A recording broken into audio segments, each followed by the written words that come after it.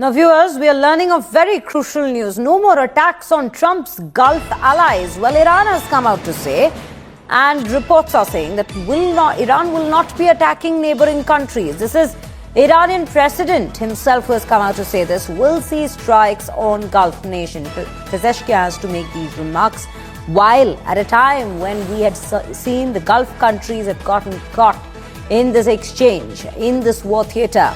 Iran had hit UAE, Qatar, Iraq amid the West Asia war. This is what we had in fact seen in the last few days. It is day 8 of this very war, and now Iran has come out to say that they will not be attacking. Iran's president has said that US demand for an unconditional surrender is a dream that they should take to their grave, but at the same time they will not be attacking the neighbouring countries anymore. Remember, pressure was mounting from these neighbouring countries on the United States as well, because they were appealing to the US that they had not been given any preliminary warnings of such an attack coming in, and the fact that Iran has begun with retaliatory attacks and operations wherein they were hitting at US centers, US assets in these countries right after US and Israel had launched that operation against, the joint operation, the military operation against Iran. But now Iran has come out to say that they will not be attacking. But how long does this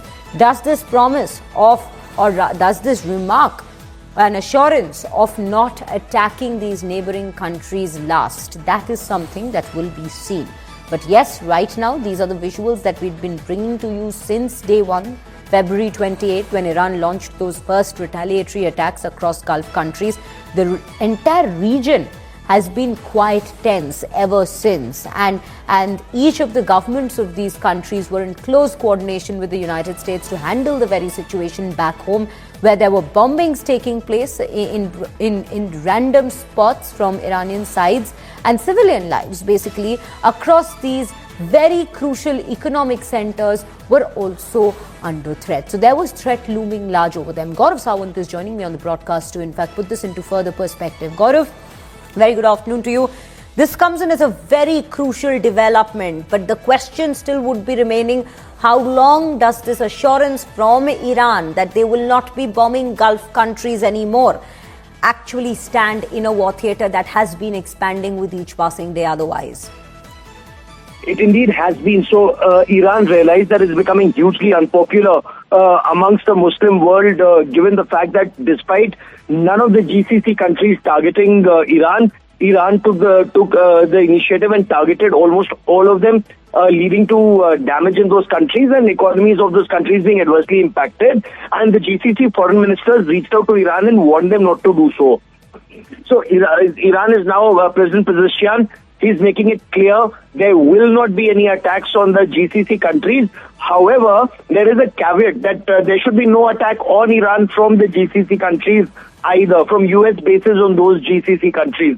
Point one. Point two, what is extremely significant is the president of Iran making it very clear there is no question of unconditional surrender, as President Trump yesterday said. President Trump asked Iran to surrender unconditionally, and President Pezeshkian says that dream Americans will take to their graves, or those who are attacking Iran will take to their graves. So clearly, this will see, after 1 week, further escalation in the conflict, because one, there is no conversation to bring about a settlement that is happening at this stage, at least officially, and two, Iran continues to strike back. So their capabilities, according to Americans, may have dwindled, missile strike capabilities by 90% and drone strike capabilities by 86%, but they still retain the capacity and capabilities to carry out attacks on vital assets and vital points of Americans and Israelis in the region. So, well, at this point of time, Gaurav, are we looking at a situation where there will be a complete stop on all kinds of attacks on these Gulf countries? Because remember, the entire target here was the US assets across these countries. So tomorrow, if there is an escalation from the US side, because US has come out to say today itself that they will be in fact launching a much bigger attack tonight that is, and under such circumstances, the question still remains to be, will Iran then actually let go of these US sites that it had been targeting in these Gulf countries? So that is a very interesting question that you put. What happens in the future? And this is where it becomes very interesting whether Iran perceives the attack on Iran takes place from these bases of the United States. A lot of these bases of the United States in these countries have already been hit by Iran. There has been considerable damage to several bases in the region, and now it remains to be seen how America, whether it uses its aircraft carrier strike groups to carry out the attacks, whether it's the B-1, B-2, and B-52 bombers that carry out long-range strikes. They carry out the attacks, and what bases do they take off from? Because remember, the Americans have also suffered damage not just to their radars and air defense systems, but also to a large extent.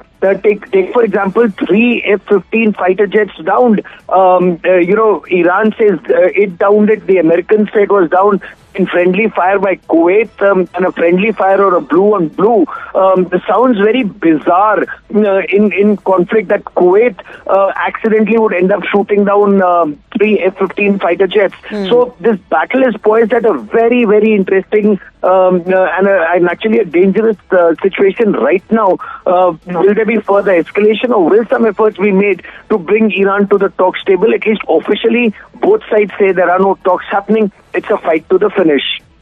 Very true, Gaurav. To stay with others.